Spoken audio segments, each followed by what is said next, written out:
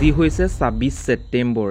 আপোনালোকৰ বাবে নতুন জাননী আহিছে নেকি অৰুণোদয় আঁচনি, এই সম্পৰ্কে এই ভিডিঅ'টোত জানিব পাৰিব। আৰু দ্বিতীয়তে মই আপোনালোকক জনাম অৰুণোদয় আঁচনি হিতাধিকাৰীসকলে দুটা কিস্তিৰ ধন একেলগে পাব নেকি, অৰ্থাৎ দুটা মাহৰ ধন একেলগে আপোনালোকক অসম চৰকাৰে প্ৰদান কৰিব নেকি। ৩ নম্বৰত আপোনালোকক জনাম পূজাৰ আগতে আপুনি ধন লাভ কৰিবনে নকৰে। ৪ নম্বৰত আপোনালোকক জনাম অৰুণোদয় আঁচনি বন্ধ হ'বনে কি সেই সম্পৰ্কে মই জনাম। আৰু ৫ নম্বৰত আপোনালোকক জনাম নিযুত মইনা আঁচনিৰ টকাখিনি আপোনালোকে কেতিয়াকৈ পাব বা কেতিয়াকৈ আপোনালোকক প্ৰদান কৰিব। বন্ধু বান্ধৱীসকল, ভিডিঅ'টো সম্পূৰ্ণ চাবৰ বাবে আপুনি অলপো স্কিপ নকৰিব। আৰু এইকণতে সৰু এটা ৰিকুৱেষ্ট কৰি থৈ যাওঁ, যদি আপুনি আমাৰ ইউটিউব চেনেলটোত পোনপ্ৰথমবাৰৰ বাবে ভিজিট কৰিছে তেন্তে প্লিজ আমাৰ ইউটিউব চেনেলটো ছাবস্ক্ৰাইব কৰি কাষতে থকা বেল বটনটো প্ৰেছ কৰি অল অপশ্যনটো ক্লিক কৰিবলৈ নাপাহৰিব। আহক তেন্তে আমি অলপো পলম নকৰি ভিডিঅ'টোৰ ফালে আগবাঢ়োঁ। বন্ধু বান্ধৱীসকল, বহুতো বন্ধু বান্ধৱীয়ে কমেণ্টৰ জৰিয়তে বহুতো কিছুমান প্ৰশ্ন সুধি আছিল অৰুণোদয় আঁচনিখনৰ ওপৰত। এতিয়া বন্ধু বান্ধৱীসকল, এই অৰুণোদয় আঁচনিৰ মই প্ৰশ্নসমূহৰ আপোনালোকক উত্তৰ দিম। আজি হৈছে ২৬ ছেপ্টেম্বৰ। আপোনালোকে নিশ্চয় গম পায় যে অৰুণোদয় আঁচনিখনৰ টকা যিহেতু কেইবাবাৰো পষ্টপন কৰিছে, অৰ্থাৎ প্ৰথম অৱস্থাত দিবলৈ ওলাইছিল ১৭ ছেপ্টেম্বৰত, কিন্তু সেই ১৭ ছেপ্টেম্বৰ দিনটো কাৰিকৰী বিজুতিৰ বাবে তেওঁলোকে দিব নোৱাৰিলে, পিছলৈ নি দিন থিৰাং কৰিছিলে ২৫ ছেপ্টেম্বৰ। কিন্তু ২৫ ছেপ্টেম্বৰতো আপোনালোকক দিব নোৱাৰিলে। কি কাৰণে দিব নোৱাৰিলে সেই সম্পৰ্কে হিমন্ত বিশ্ব শৰ্মাই কি বাইট কৈছিল বা কি মন্তব্য ৰাখিছিল মই আপোনালোকক দেখাইছিলোঁ। মই আপোনালোকক আকৌ কৈ দিছোঁ কি কাৰণে দিব নোৱাৰিলে। যিহেতু অসমৰ এজন জনপ্ৰিয় শিল্পী জুবিন গাৰ্গ ডাঙৰীয়া আমাৰ মাজৰ পৰা নাই, পৰলোকপ্ৰাপ্তি ঘটিলে। অসমৰ যি উত্তপ্ত পৰিস্থিতি হৈ আছে সেই পৰিস্থিতিত লাগি থাকোঁতেই সেইকাৰণে পষ্টপন কৰিলে। এতিয়া কথা হ'ল, অসম চৰকাৰে নতুনকৈ তেওঁলোকে তাৰিখ ঘোষণা কৰিম বুলি কৈছে। বহুতো বন্ধু বান্ধৱীয়ে সুধি আছিল কেতিয়াকৈ দিব, নতুনকৈ তাৰিখ সিদ্ধান্ত হ'ল নেকি। বৰ্তমানো কোনো ধৰণৰ নতুনকৈ তাৰিখ সিদ্ধান্ত হোৱা নাই। যেতিয়াই অসম চৰকাৰে ঘোষণা কৰিব বা কিবা নটিচ ওলাব, জাননী ওলাব, মই মোৰ ইউটিউব চেনেলতে দিম, আপুনি নিশ্চয় জানিব পাৰিব। এতিয়া বহুতো বন্ধু বান্ধৱীৰ মনত এটা কনফিউজন, এটা প্ৰশ্ন ৰৈ আছিল, অৰুণোদয় হিতাধিকাৰীসকলে আগষ্ট আৰু ছেপ্টেম্বৰ মাহৰ ধন দুটা কিস্তি একেলগে লাভ কৰিব নেকি। মই পোনপটীয়াকৈ আপোনালোকক কৈ দিছোঁ, আপোনালোকে দুটা কিস্তিৰ ধন একেলগে লাভ নকৰে, যিকোনো এটা ধনহে লাভ কৰিব, অৰ্থাৎ ছেপ্টেম্বৰ মাহৰ ধনহে আপোনালোকে লাভ কৰিব।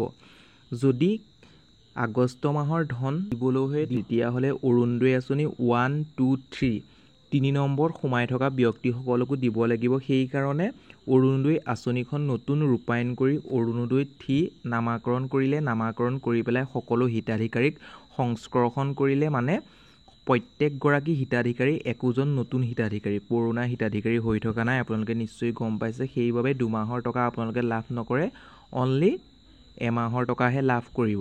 নিশ্চয় বুজি পালে। এতিয়া ৩ নম্বৰত আলোচনা কৰিম, আপোনালোকে ধনখিনি পূজাৰ আগতে লাভ কৰিবলৈ সক্ষম হ'ব নেকি। বন্ধু বান্ধৱীসকল, আপোনালোকে নিশ্চয় গম পায় পূজা আগন্তুক দিন আহি আছে। পূজা যিহেতু ২৯ ছেপ্টেম্বৰৰ পৰা, মাজত মাথো কেইটামান দিন আছে। আজি যিহেতু ২৬ তাৰিখ, মোৰ মতে আপোনালোকক পূজাৰ আগত ধনখিনি নিদিয়ে অসম চৰকাৰে। পূজাৰ পাছতহে অৰুণোদয় আঁচনি যি ধন আকৌ নতুনকৈ যিহেতু চিডিউল কৰিব বা মিটিংসমূহৰ ডেট ল'ব, অৰুণোদয়ে হওক বা মুখ্যমন্ত্ৰী উদ্যমিতা আঁচনিয়ে হওক, সেই চিডিউল কৰি পেলাইহে আকৌ পূজাৰ পিছত আপোনালোকক দিব। আপোনালোকে চিন্তা কৰিব নালাগে, আপোনালোকে নিশ্চয় লাভ কৰিবলৈ সক্ষম হ'ব। আৰু বহুতো বন্ধু বান্ধৱীৰ এটা মনত প্ৰশ্ন হৈ আছিল, কমেণ্ট কৰি আছিলে, অৰুণোদয় আঁচনি বন্ধ কৰিব নি বা তেওঁলোকে টকাখিনি নেপাব নেকি, চৰকাৰে পিছলৈ দি আছে কিয়।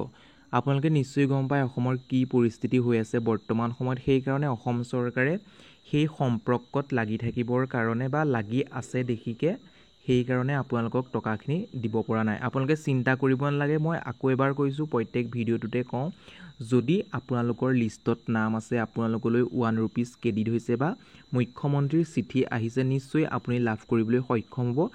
এইখিনিতে আপোনালোকে কেইদিনমান সময় পাব। যদিহে আপোনালোকৰ বেংকৰ কিবা অসুবিধা হৈ আছে, বেংকৰ লগত আধাৰ কাৰ্ড লিংক নাই, সেইখিনি কাম কৰি ল'ব, নিশ্চয় আপুনি লাভ কৰিবলৈ সক্ষম হ'ব।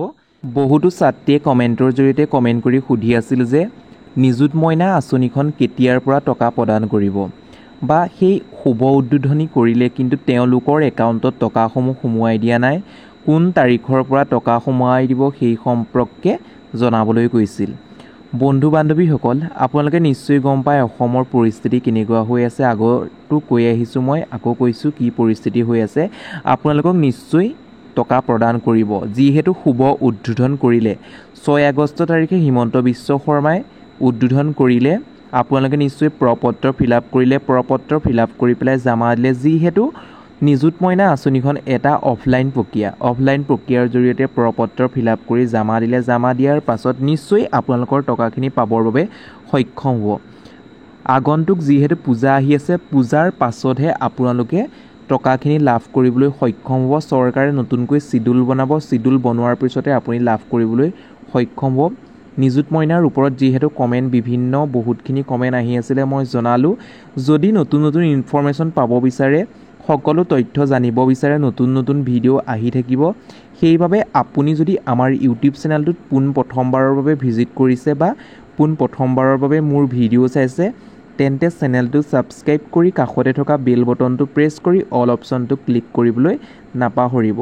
তেতিয়াহে আগন্তুক আহিবলগীয়া প্ৰত্যেকখিনি ভিডিঅ'ই আপুনি পোনপ্ৰথমে লাভ কৰিবলৈ সক্ষম হ'ব।